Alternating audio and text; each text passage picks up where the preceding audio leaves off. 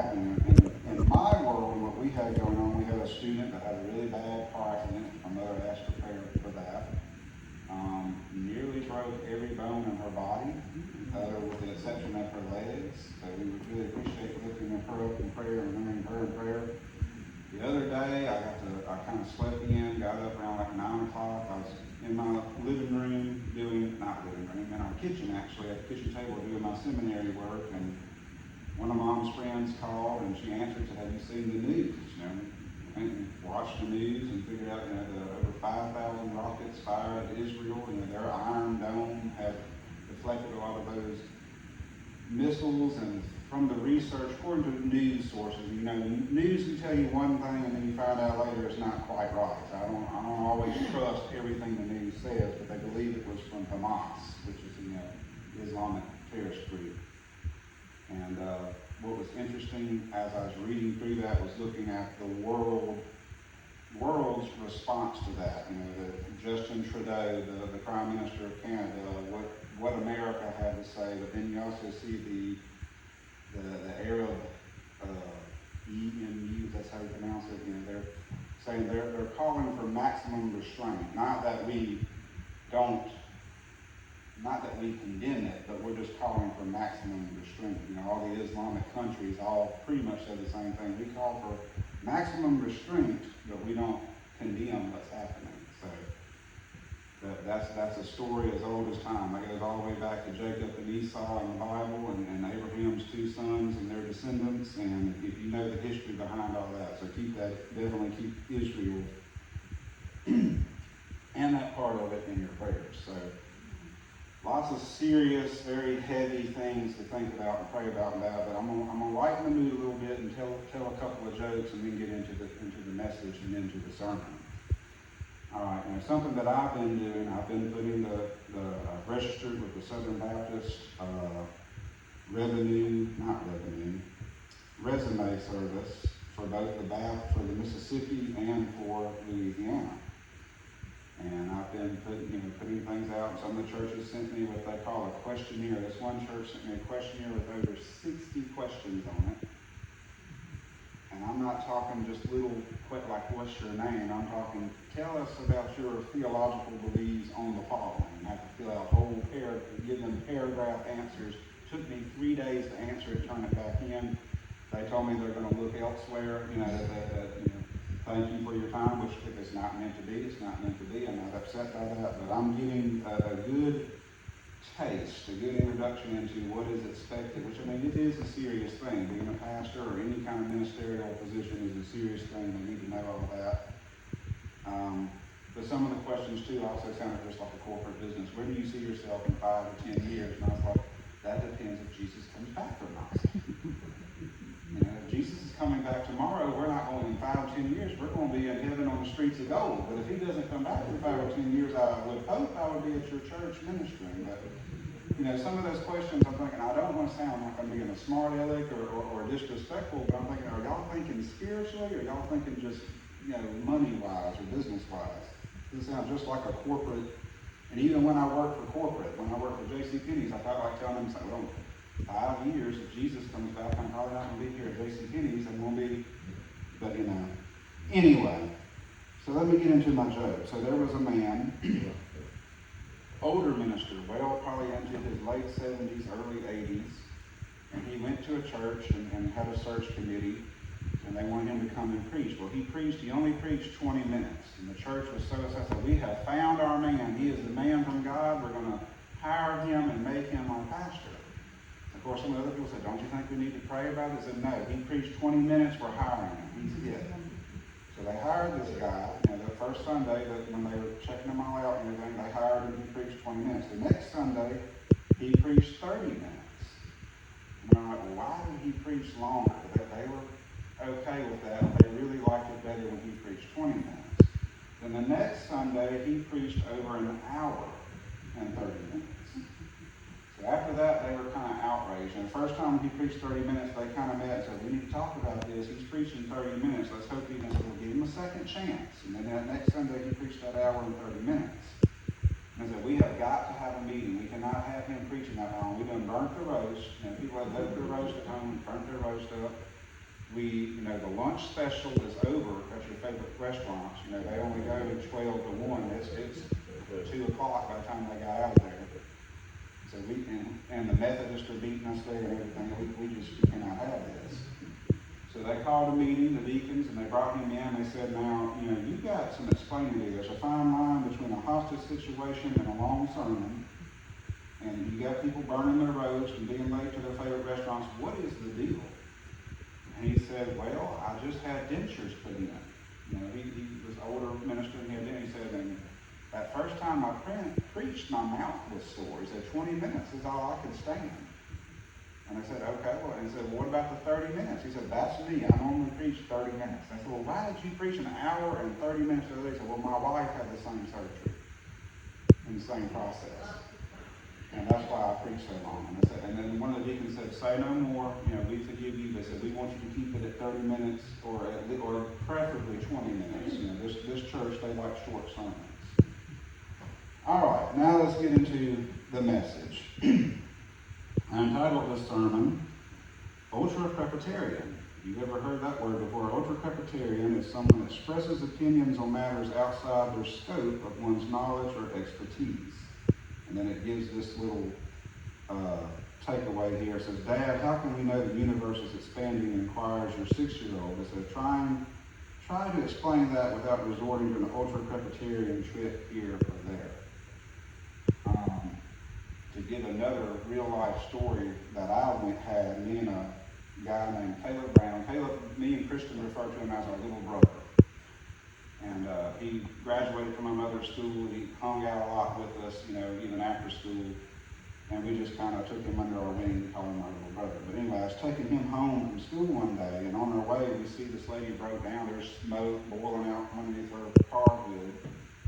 I don't know anything about cars. I'm not a mechanic. I can change the tire, put oil in the car, put gas in it, wipers, do the basic stuff. But beyond that, I'm not going to be of much help when it comes to cars. But Caleb knows all about cars. His stepfather works at, I think it's George Car. He knows all about cars and how to work on them and that kind of thing. So we pull over and we get out to help this lady. She raises the hood, and I'm on one side of the hood, Caleb's on the other side of the hood. We're looking at this car to see what's wrong with it. Really, Caleb's looking to it. Like I said, I don't know anything. I got my head up underneath this hood like I know what's going on, and I don't. I'm just trying to learn, get what I can from what Caleb knows. While we're looking at it, this homeless man comes up and he sticks his head. He scared both of us. We about hit our heads on the top of the thing. He said, "This car is history. It's no good. You might as well just leave it here on the side of the road. It's done." And Caleb said, "No, there's some work that can be done to it. It doesn't. It's not useless. We can still make this. And take down there where my dad works, and he can fix it." And the homeless guy, "Oh no, you just gotta leave it here on." I think he wanted it to be like his temporary home for a little while or something. I don't know what his plans were, but he was an ultracrepidarian. He's speaking beyond his knowledge, or maybe he did have knowledge. He might have just been lying, but that's an example of an ultracrepidarian. Is someone who speaks like they understand something that they don't. It's beyond their scope, beyond their understanding. One of the earliest uses of the trilemma formulation, this comes from a Greek philosopher, and I don't really think he originated it. I think it probably existed before then. And that is the idea that if God is all-powerful, then he can prevent evil. But then they say, well, bad things happen. Evil still happens in the world. So if he's not all-powerful, then he must not be all good. That was this trilemma that this Greek philosopher came up with. And then you have, if God is good, then why? And that's really based on a false premise. A lot of people who try to argue that they're not going to believe in God, or not going to church, or not doing all that, is because there's bad stuff happening in the world. There's an all-loving, all-powerful God, and he wouldn't allow that to be. But that's based on a false premise. They themselves are ultracrepidarians. They are speaking beyond their scope, beyond their knowledge of what they know. They're basing it on what they know, what I see in life, what I understand. And you can't base your whole understanding of everything just on that. Now, we are living in hard times, and it's funny, I wrote this sermon a couple of weeks back, And I've already preached it once, and I'm preaching it here today again. I felt led by God to do that. But we're living in hard times, and we have been for a while, and there's no signs of it getting any easier. And if you look in Luke, you're going to go to Luke chapter 21, verse 26, it says, men's hearts failing them for fear, and for looking after those things which are coming on the earth, for the powers of heaven shall be shaken. And we hear all these horrible stories over the years. You have people, they look like they're happy, they look like they're content, they look like everything's going good, and you hear about them taking their own life. October, I think, too, is also National Suicide Awareness Month, if I'm not mistaken. It's a month to remember those who take their own lives and to look for the preventative reasons to try to prevent that kind of thing. But, there was a thing in the Wall Street Journal a while back, years ago, that talked about the dark side of Wall Street. It talked about these people who have lots of money and they work for the government and various things, and then because of the depression and other things, taking their own lives because of that. Some people, I've had people say, well, Paul, tell me why does your loving God allow, I've had people say that, if God's so good and being a Christian is so wonderful, why does he allow all this bad stuff to happen? Why should I believe in him if he's not going to save me from all the evil in the world or keep all these bad things away from me? And all I can say is, honestly, I don't know. I can't give you a complete straight answer, but what I can tell you from my understanding of the Bible and from my relationship with Jesus Christ is that there is a reason and a purpose for everything. I may not be able to tell you the reason, I may not be able to tell you the purpose, but God doesn't do anything without there being a master plan behind every bit of it. Now, we're going to be getting into the book of Job. And the book of Job is jam-packed. And it is full of multiple lessons. You can get so much out of the book of Job, it's not even funny. But one of the things that I like about the book of Job is that it flies in the face of the health and wealth prosperity gospel. Now, if you're familiar, you've heard me preach about it up here at Short Creek before, the health and wealth prosperity gospel. They basically tell you that if you come to Christ, your life's going to be a bed of roses. If you want a mansion, you want a sports car, whatever you want, if you have enough faith, you can have it, because that's what God intends for our lives to be, which is the complete opposite of what Scripture teaches, and it's the complete opposite of what happens in the story of Job's life and the book of Job. There are some big assumptions made in the book of Job by the friends of Job, and they are following the same kind of thinking process, that good things happen to good people and bad things happen to bad people. But even today, even if you're not part of the health and wealth prosperity gospel, there's people in the good old Baptist churches that have that mindset. Well, good things happen to good people and bad things happen to bad people. And you're a good person, but something bad happens to you, you must have committed some kind of sin. You must have done something to allow God to allow the bad things that happen to you to happen. And they just kind of have that everything is just a black and white. It's just this way or that way. There is no gray area. But the book of Job doesn't answer all of our questions, but you can say it does something better. It gives us a glimpse of the endless and the infinite. And Job shows us how a man can love God simply just out of his love for him. We need to learn endurance, but not just for ourselves, but also for our families. I also want to remind everyone that Job is a real person. This is a real life story and a real life event that's really did happen. But sometimes we say Bible story, people think it's a myth or it's just allegory. But Job is mentioned alongside both Noah and Daniel. So if Noah was real and Daniel was real, then we also know that Job was real. And then there's what we know and what we don't know as far as who wrote the book of Job. Some people suggest the book of Job was written by Moses.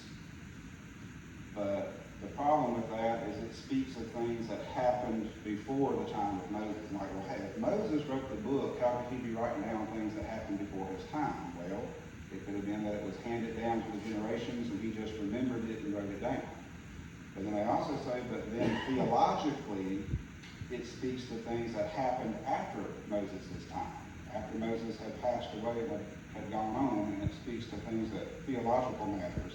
It's like, how did Moses know the future? If that was the case. So there's lots of debate, lots of, you could say, arguing among Bible scholars as to who wrote the book of Job. Now, Dr. David Jeremiah, you know who he is.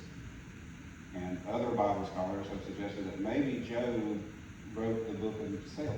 You know, as Job was experiencing all the hardships and all the difficult things he went through, he started journaling, so to speak, or started writing down what was happening to him. And that's how we got the book of Job. But we really don't know.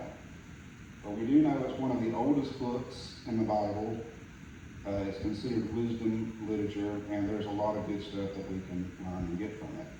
Now, that was my ridiculously long introduction to the actual sermon. So now we're going to look at Job's testimony, and that it says that Job was a man of faith. We'll read that in Job chapter 1, verse 1. And it says, there was a man in the land of Uz, whose name was Job.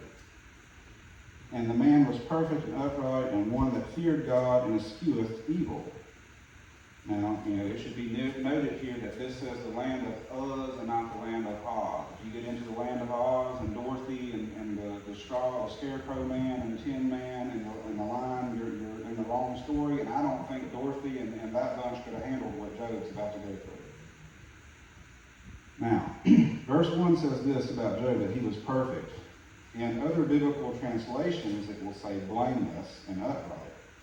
This does not mean that Job was sinless, but that he had a great integrity. And we read about this in the 3rd verse of the 2nd chapter. So we're going to skip down to Job chapter 2, verse 3. And it says, the Lord said unto Satan, hast thou considered my servant Job, that there is none like him in the earth, a perfect and upright man, one that feareth God and escheweth evil.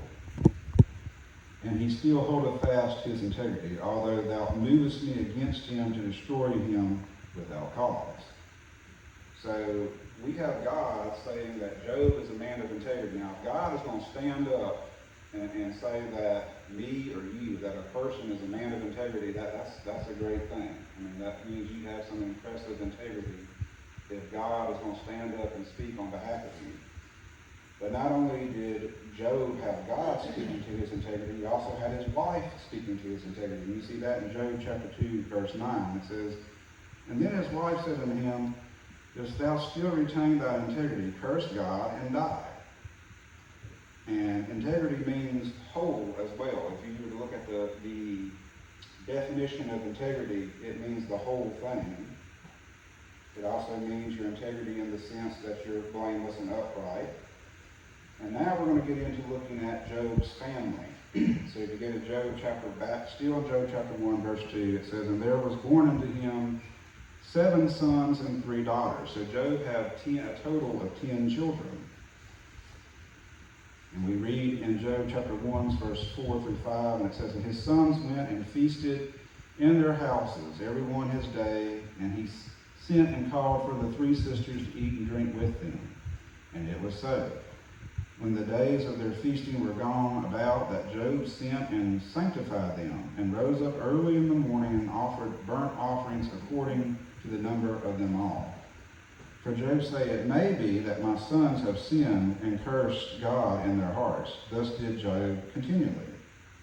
So right here we have the first mentioning of a godly family, the example of a godly family.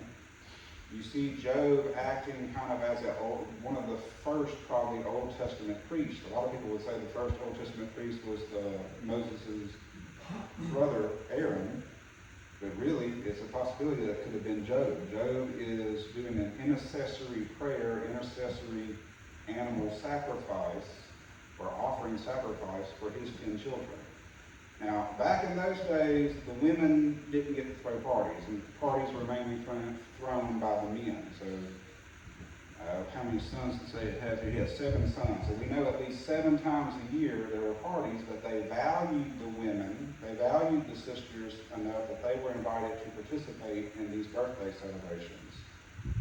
So, 7 times a year, Job was given a intercessory offering prayers for his 10 children. He was praying over all 10 of his children and giving an offering offering for all 10 of them 7 times a year that he did this. And they were a very, you could say, religious family. They were very much in prayer. And they were not just asking for forgiveness of their sins. You know, we might today, we commit a sin, okay, God, forgive me for my sin. How often do you stop in prayer and say, okay, God, please forgive me for not only my sins, but maybe sins that I've possibly committed that I'm unaware of? You know, this shows Job's, you know, not just forgive me for what I've done, but forgive me for what I might do or may have done that I was unaware of. And Job isn't really praying for himself. He's doing this for all 10 of his children. He's praying and asking God, forgive my children for sins they may or may not have committed or may not commit. I mean, that shows some very deep thought and a very serious prayer life. Now, we're going to look at Job's wealth. So you go to Job chapter 1, verse 3. His substances also was 7,000 sheep, 3,000 camels, 500 yoke of oxen, 500 she-asses, and a very great household, so that this man was the greatest of all the men in the east. You know, back then, your wealth, today we calculate wealth by dollar amounts or how much you have on your card, but back then, wealth was calculated by your things. How many animals, you know, it says he has these sheep and these oxen and servants and what you have. He was the greatest in all the East. He was a very wealthy man. Now, we're going to move on and look at Job's friends. We have Job chapter 2, verse 11. It says, now when Job's 3 friends heard of all this evil that was come upon him, they came every one from his own place. Eliphaz the Temanite, Bildad the Shuhite, and Zophar the Naamathite. And they had made an appointment together to go and mourn with him and to comfort him. Now, this brings us to the shortest person in the history of all Scripture. We have Bildad the Shuhite. He was only a Shuhite. That's a joke. You can laugh at that. Anyway, so moving on with the message here. So,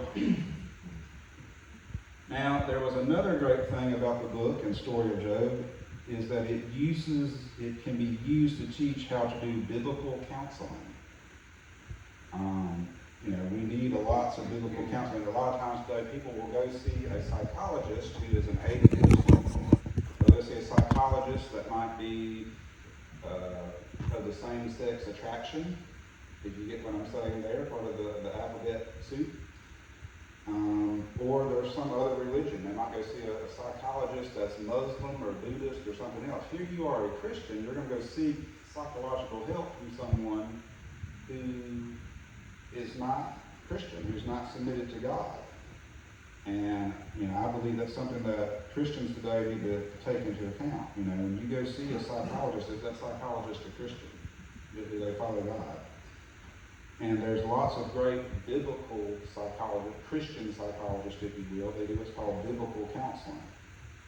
And the book of Job offers a lot of great insight and teaching into that. You know, there's 2 ways that we can teach something, and that's by doing it the right way and doing it the wrong way. You know, you see, sometimes they can be kind of comical. Like if you're going to go get on a roller coaster, you need to put the strap on. You know, this is the right way to do it, and the wrong way to do it, and it shows that little stick figure man flying out and splattering on the ground there. That's why you need to put the seatbelt on. The book of Job kind of takes that approach with counseling, how to comfort someone, how to be there with someone, and Job's friends kind of show us how not to be a good counselor, or how not to be a good comforter. So we read in Job chapter 2, verses 11 to 13. It says, now when Job's 3 friends had heard of all this evil that was come upon him, they came every one from his own place, Eliphaz the Temanite, Bildad the Shuhite, Zophar the Naamathite, and they had made an appointment together to come and mourn with him and to comfort him. So let's look and see what they got right, and let's see what they got wrong. First, they came to him when he was in suffering. That's correct. There's nothing wrong with coming to help your friend when they're suffering and they're in need. Second, they empathized with him. They began to weep aloud, and they tore their robes and sprinkled dust on their head. You know, all that's part of customs that people did back then when they were in mourning Third, they spent time with him. Verse 13 states they were with him for 7 days before they offered their advice. They commiserated with their friend in silence. But their silence did not last forever. And these three men gave a series of speeches to Job, recorded in chapters 4 through 25. These speeches of Job's three friends included many inaccuracies, primarily involving why God allowed people to suffer. And their overarching belief was that Job was suffering because he had done something wrong. As a result, they repeatedly encouraged Job to admit his wrong and repent so that God would bless him again. So these three friends did right and by coming to be with him, by empathizing with him, mourning with him. Where they messed up is when they opened their mouths. And they started all these conversations and these discourses. Now we're going to kind of jump around a little bit. We'll go all the way to Job chapter 42, verse 7. And it says, "It was so that after the Lord had spoken these words unto Job, the Lord said to Eliphaz the Temanite, My wrath is kindled against thee, and against thy two friends, for ye have not spoken of me the thing that is right, as thy servant Job hath." So there you have, God was not pleased with the three friends. He was pleased with Job, but not with Job's three friends. We should not assume that troubles are a sure sign of God's judgment. Sometimes you see a person, it seems like they're doing well, and something happens to them, and you say, well, that must be happening because you've done something wrong, and God's going to punish you, because that's what Job's friends were doing to Job. Instead, we should encourage them. We should say, we don't know why you're going through what you're going through. We don't know why things are the way that they are, but we know that God has a plan and a purpose for it, and we're going to be here with you through whatever it is you're going through. Not, well, you must have did something wrong, you need to go confess it and get it right. If you don't have any proof of them doing anything wrong or needing to confess anything, which was the case with Job.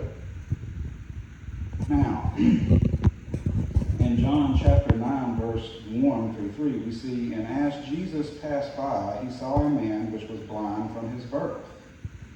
And the disciples asked him, saying, Master, who did sin, this man or his parents, that he was born blind? Jesus answered and said, Neither have this man sinned, nor his parents, but that the works of God should be made manifest in him." It's really a shame in a way that, this is New Testament. Job's back in the Old Testament. I don't know how many thousands of years or many years later that we get to Jesus from the book of Job, but you have the disciples having the same mindset. They're saying, well, this man's blind, so did he sin or did his parents sin? Why is he blind, Jesus? And Jesus is saying, he didn't sin. His parents didn't sin. He is blind, but the works of God may be manifest in him. So that should enlighten us. You see people going through a hard time or dealing with things, don't automatically assume that they're in sin or that they're going through hard times because of a sinful life or some past sin that they or someone in their family committed. They might be going through a hard time so that God can manifest himself through them. He can show how he works through difficult and hard situations. When we turn our focus to God, we can offer great encouragement and hope to those in need, helping those who suffer to see God at work. It's a great application to mourn with those who mourn when we are willing to enter into the pain and suffering. We follow the example of Jesus, who came to bear our pain and suffering in our place. Our help to those in need is ultimately a way we can serve Christ. And this has become one of my new favorite Bible verses, is Romans 12, verse 15. It says, "Rejoice with them that do rejoice, and weep with them that weep." And also in Matthew chapter 25, verse 40, we have, "And the king shall answer and say unto them, Verily I say unto you, inasmuch as ye have done it unto one of the least of these, my brethren, ye have done it unto me." Something all Christians must be careful of is to speak on behalf of God or claim we are when we are not. When we do this, we greatly anger the Lord and do unnecessary damage. One of the things that the friends of Job start to do, they may not do it at first, but they start doing is saying, well, we're speaking on behalf of God. We're doing this, and we know that God would say this or say that, and God had not spoken to them. They were claiming to speak on behalf of God, and they weren't. And sometimes those in those counseling positions, going back to counseling somebody say, well, I know that the reason that you're going through what you're going through is because you committed a sin. God's just telling you that. God has not told you that. You are lying. You are speaking on behalf of God when God has not spoken to you. That's a sin. That's a very serious sin that God takes serious. Now, if the book of Job were a play, the first 3 chapters of the book of Job are very important. And kind of, it's like if we could divide that into 4 scenes. We have gone through the first scene. The curtain opens, and we see Job, this great man of God with great integrity, his 10 children. Their children are having their birthdays, and they're inviting the sisters, and then Job is acting as this priest and giving this sacrificial or intercessory sacrifices for his kids and his prayer life. He is extremely wealthy. He is the best man, or the richest man in all the East. And we see all that. Now the curtain closes, and we open up into the second scene. And now we are up in heaven. We get to go up into heaven and see the heavenly realm. And God is calling court. He's having a meeting of all the ministering angels and himself. And a great way I can think of, I don't know if you ever heard, who has ever heard of the Story Bible? Anybody heard of it? I used it, thought it was great. It's made by Randy Frazee and Max Lipato. And one of the examples they use, they say there's the upper story and the lower story. The upper story is what's going on up in heaven, or God's plan. The lower story is us down here on earth, what we're going through. And so, scene 1, where we're seeing all that, that's the lower story. Then we open the curtain, and now we're at Act 2. We're up in heaven with God calling court with the angels. That's kind of like seeing the upper story. And Job has no idea about the upper story. He's still down on earth in the lower story. Now, so here we get to see Job's test. So in Job chapter 1, now reading verses 6 through 7, it says, Now there was a day when the sons of God came to present themselves before the Lord. And Satan came also among them. And the Lord said unto Satan, Whence cometh thou? And Satan answered the Lord and said, From going to and fro in the earth and walking up and down it. Now, this is interesting. A lot of people, where do they think Satan is? A lot of people have a very childish, elementary understanding of the devil and of Satan. They think Satan's down, he's locked in hell and in the pit now, and he can't move, he can't do anything. That's not happening yet. He's running to and fro across the earth, up and down it. He's not down there in hell with a big pitchfork stirring some lava and enjoying torturing the damned souls. That's not what he's doing. He's running to and fro across this earth and tempting us and accusing us. And what struck me when I was reading this, see, I knew Satan was running all over the earth, but I didn't realize that Satan had direct access still to the throne room of God. God's calling a meeting of all the angels in heaven, and it says, there were the angels, and then Satan came too. So Satan is in this heavenly assembly among all the angels with God. Now, we also see a very similar verse to that, what we see here in Job and Peter, chapter 5, verse 8 says, Be sober, be vigilant, because your adversary the devil is as a roaring lion, walketh about seeking whom he may devour. I have some men that I have very deep respect for. Not only do we have, like I said, that childish elementary understanding of Satan, we don't understand him as our enemy. My sensei, I have a black belt in Shinsei Hapkido, which is a Christian martial arts organization. He said the greatest folly is not respecting your enemy, whether that enemy is a person or the ultimate enemy being Satan. A lot of people, a lot of so-called Christians, we don't respect Satan as a worthy adversary.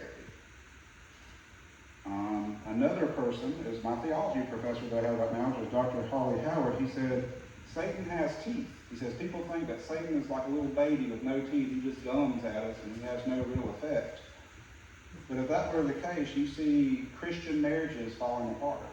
You have things like pornography addiction, alcohol addiction. You have all these problems that Christian homes have to face and deal with. So obviously Satan has teeth and he can bite.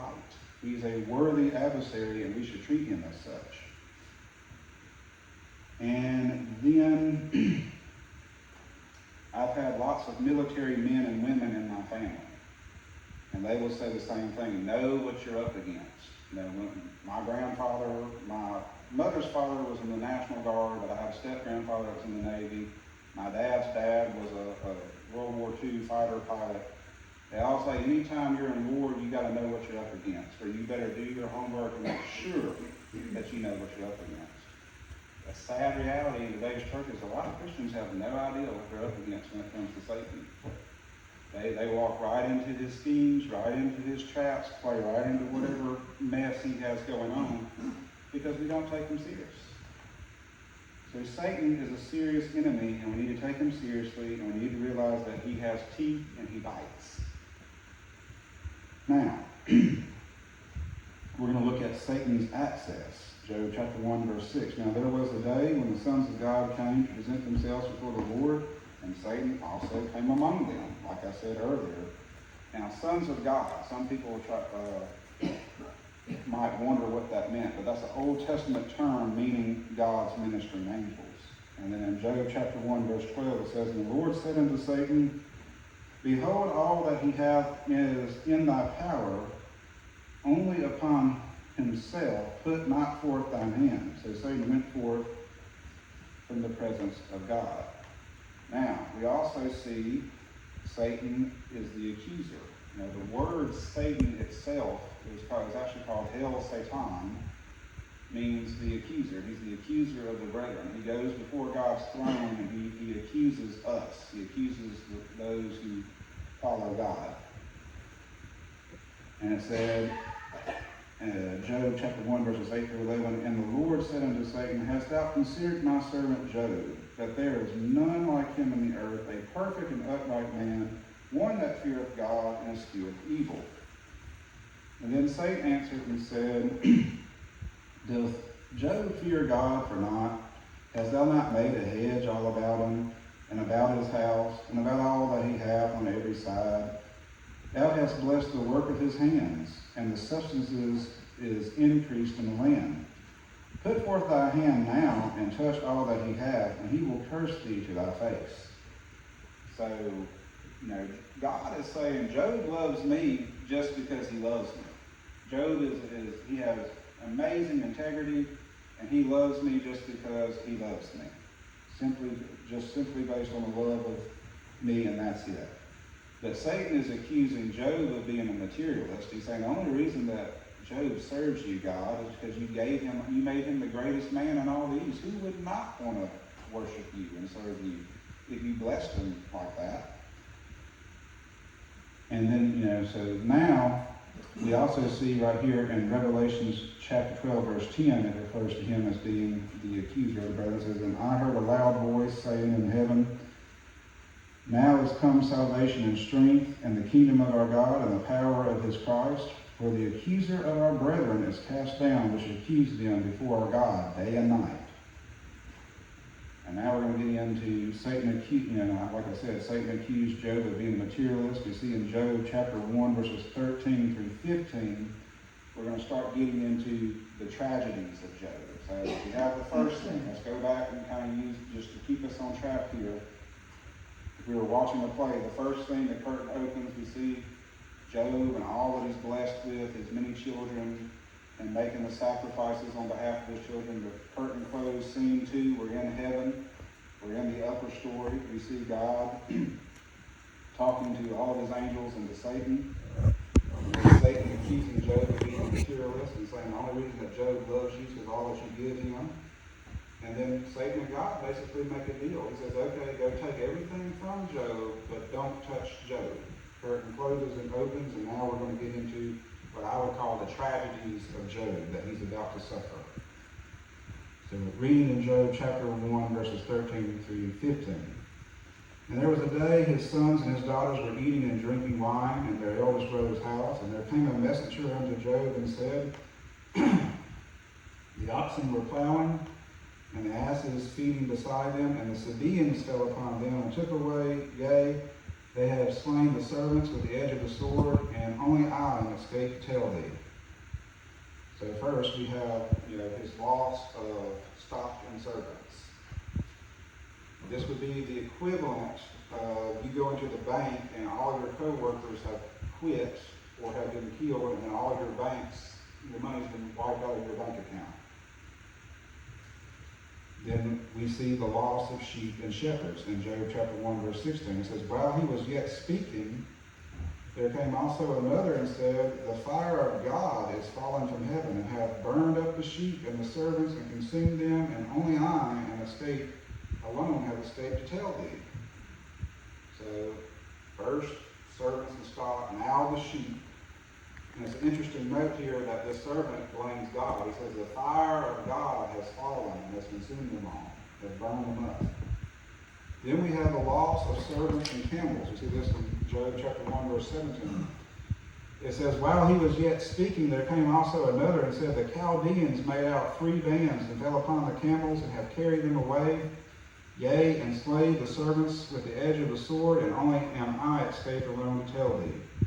Now, notice they didn't kill the camels. They might have killed servants, they might have killed sheep. They didn't kill camels, because camels were the opulence of the Arab world. They're like the Cadillac of their day. You don't kill a camel, you just steal it, you just take it. So they took his camels and killed everything else. Now, if we were watching a Hallmark movie or a Disney Channel show, you would have something like this. You have all these shows in television today. Who saw the Noah movie that came out a while back and had Russell Crowe starring as Noah? And it was completely unbiblical. It was nothing really biblical. About the only biblical part of it was the names and that there was a flood. Everything else they took extreme liberties with. It was a horrible, horrible movie as far as biblical facts. It did not follow the facts of the Bible. I could see somebody trying to take the story of Job and doing the same thing. They would stop right here. Job would lose everything, but in the end, Job would have his family. And I just close this up and we'd be able to live with it. They just ride off into the sunset happily ever after. But that's not what happens. So now we get to look at Job's family, or the loss of his family. Continuing reading in Job chapter 1, verses 18 and 19. While he was yet speaking, there came also another and said, thy sons and thy daughters were eating and drinking wine in their eldest brother's house, and behold, there came a great wind from the wilderness, and smote the 4 corners of the house, and it fell upon the young men, and they are dead. And only am I escaped alone to tell thee. So now Job has lost his wealth. He's lost the most opulence, from the least of his wealth to the greatest of his wealth, and now, other than his wife, he's lost his 10 children. So he's got 10 freshly dug graves. We read, what kind of life did he live? He didn't live a simple life. He lived a godly life. He made sacrifices on behalf of his children in case his children have sinned. And God had blessed him and made him most wealthy, and now all that's been ripped away from him. And like I said, he's got 10 freshly dug graves and no answer from heaven as to why this is happening. But now is the best part here. Okay, this is where Job is overcoming. The third scene has closed, the curtains right now we're opening up, and this is where Job overcomes. We read in Job chapter 1, verse 20, it says, and then Job arose, and he rent his mantle, he shaved his head, he fell down upon the ground, and he worshipped. Now, if we're being completely honest with ourselves, if you would have went to the bank and the bank said, we're sorry, you have $0 and 0 cents in the bank. Your money's gone. We don't know what happened to it. And then, let's say you had your own business, your business went away, or you got fired from your job. And then you got a phone call that if you had kids, your children were dead. Would you fall down and worship God? A lot of us wouldn't. A lot of people get mad. They'd be saying, God, why did you allow it? They'd be shaking their fists angrily at God. Or they just cry. They would just weep and mope and be in mourning, which that's okay. And Job was weeping and he was mourning, but he worshipped. And I can just imagine Satan right now, his jaw dropped. Like, what? Okay, that's not what Satan was expecting. Satan was wanting him to curse God. But rather than curse God, he worships. Now Job also responded to the greatness of God. He fell to the ground and worshipped. And then we also see Job remembers the goodness of God. He said, naked I came out of my mother's womb, and naked I shall return hither. The Lord God, and the Lord gave, and the Lord taketh away. Blessed is the name of the Lord. And then we see Job does not place guilt on God, so he doesn't blame God. He doesn't hold God guilty for anything that's happened. We see this in chapter 1, verse 22. He said, in all this Job sinned not, nor charged God foolishly. We also see that Job was guiltless himself before God. And Job chapter 2, verse 10, it says, but he said unto her, he's speaking to his wife. Actually, I got ahead of myself here. Job chapter 1, verse 23 says, in all this Job sinned not, nor charged God foolishly. Then in Job chapter 2, verse 10, he says, and he said to her, thou speakest as one of these foolish women speaketh. Which shall we receive good at the hand of God, that there shall not receive evil? In all this did not Job sin with his lips. And then we have, God is enough. Job is telling his wife was saying, well, curse God and die, your suffering will end, it'll be over with. And he said, how can we expect anything good if we can't go through some hard times? And that's what he was saying to his wife. But then we also have that God is enough. And Job agreed with that. Job said, God is enough. Take everything away from me, that's fine, but God is still enough. And in 2 Corinthians chapter 12, verse 9, and he said unto me, my grace is sufficient to thee, for my strength is made perfect in weakness. Most gladly, therefore, I will rather glory in my infirmities, that the power of Christ may rest upon me. Now that was said to the Apostle Paul. The Apostle Paul had a thorn in his flesh, as he described it. He asked God 3 times to remove it, and 3 times God said no. He said, my grace is sufficient to you. I am enough. So, after seeing what all Job has been through, what all he went through, after understanding what the real threat that Satan is, and the access that Satan has, and that he's not locked in the pit yet, he's running to and fro, understanding that we have a real enemy that we need to treat as a real enemy, understanding the goodness and greatness of God, and even though that we're down here in the lower story, and we don't really understand everything that's going on, but there is an upper story that we can trust in. We can put our trust and our faith in God and know that he is enough. And we can do our invitation now. Do you want to play something on the piano? Or